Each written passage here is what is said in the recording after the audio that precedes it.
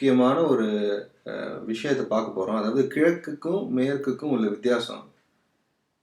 உலகத்தில் கீழ்த்திசை நாடுகள்னு வந்து இந்த இந்தியா, சீனா இந்த நாடுகளில் பிறந்தவர்களுக்கும், இந்த மேற்திசை நாடுகளில் பிறந்தவர்களுக்கும் வந்து சில வித்தியாசங்கள்லாம் இருக்குது. நிறத்தில் மட்டும் இல்லை, சில வித்தியாசங்கள் பழக்க வழக்கங்கள்லையும் இருக்குது. சில சமயம் இந்த இந்த வித்தியாசங்கள்னால நமக்கு வந்து ஒரு நன்மையும் இருக்கும், சில சமயம் ஒரு ப்ராப்ளம்ஸும் கஷ்டமும் இருக்கும். எஸ்பெஷலி நீங்கள் வந்து இப்போ இந்தியாவிலையோ இல்லை சீனாலேயோ பிறந்து வெளிநாட்டில் வந்து வெஸ்ட்டில் வந்து இருந்து வாழ்கிற மாதிரி நிலைமை உங்களுக்கு இருந்ததுன்னா, இந்த பழக்க வழக்க மாறுதல்கள்னால வந்து சில நன்மைகளும் துன்பங்களும் வர்றதுக்கு வாய்ப்பு இருக்குது.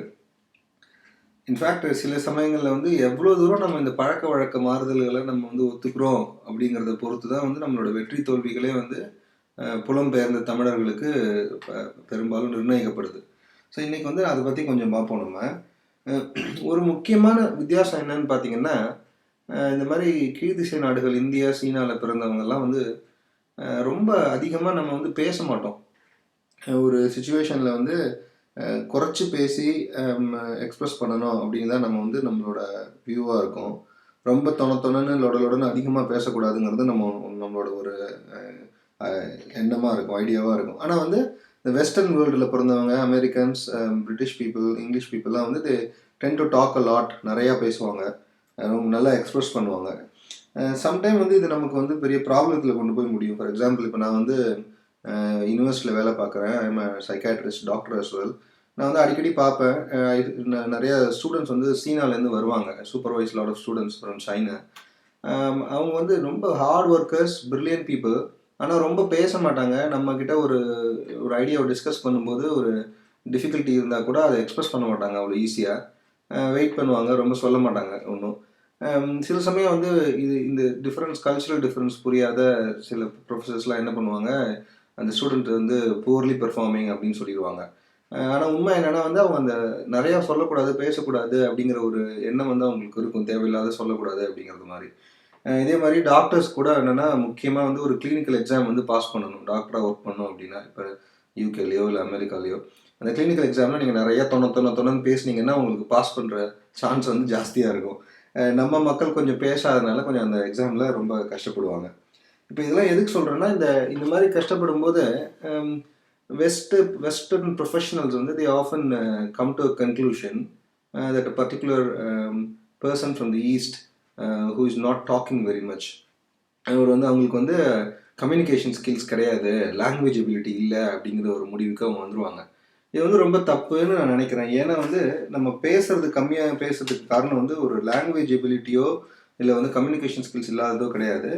நம்ம பிறந்து வளர்ந்தும் போது நமக்கு சில சமூக கோட்பாடுகள், சில சோஷியல் நார்ம்ஸ் வந்து we been use to the social norms.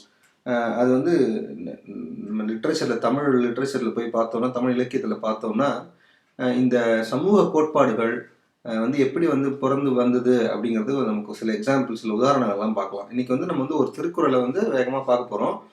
இந்த திருக்குறள் வந்து யாகாவாராயினும் நா காக்க, காவாக்கால் சோகாப்பர் சொல்லிழுக்கு பட்டு அப்படின்னு திருவள்ளுவர் சொல்கிறாரு. என்ன அர்த்தம்னா, நீங்கள் எதையெல்லாம் காக்க முடியலன்னா கூட பரவாயில்ல, நீங்கள் சொல்கிற சொல் இருக்கு இல்லையா, நாக்கால பேசுகிறதையாவது நீங்கள் வந்து குறைச்சி பேசுங்க, அதுக்கு ஒரு பூட்டு போட்டுக்கோங்க. அப்படி பண்ணலைன்னா நீங்கள் எதையாவது சொல்லி உங்கள் வாழ்க்கையில் நீங்கள் சிரமப்படுவீங்க அப்படிங்கிறது திருவள்ளுவர். இது ஒரு வந்து பேசுறது கம்மியாக பேசுங்கன்னு சொல்கிறதுக்கு இது ஒரு உதாரணம். இன்னொரு பாடல் வந்து வளையாபதி. இந்த பாடல் பாருங்க. ஆக்கப்படுக்கும் அருந்தலைவாய் பெய்விக்கும், போக்கப்படுக்கும் புலைநரக துய்விக்கும், காக்கப்படுவன இந்திரியம் ஐந்தினும் நாக்கல்லதில்லை நனிப்பேனும் ஆறே அப்படின்னு வளையாபதியில் சொல்லியிருக்காங்க.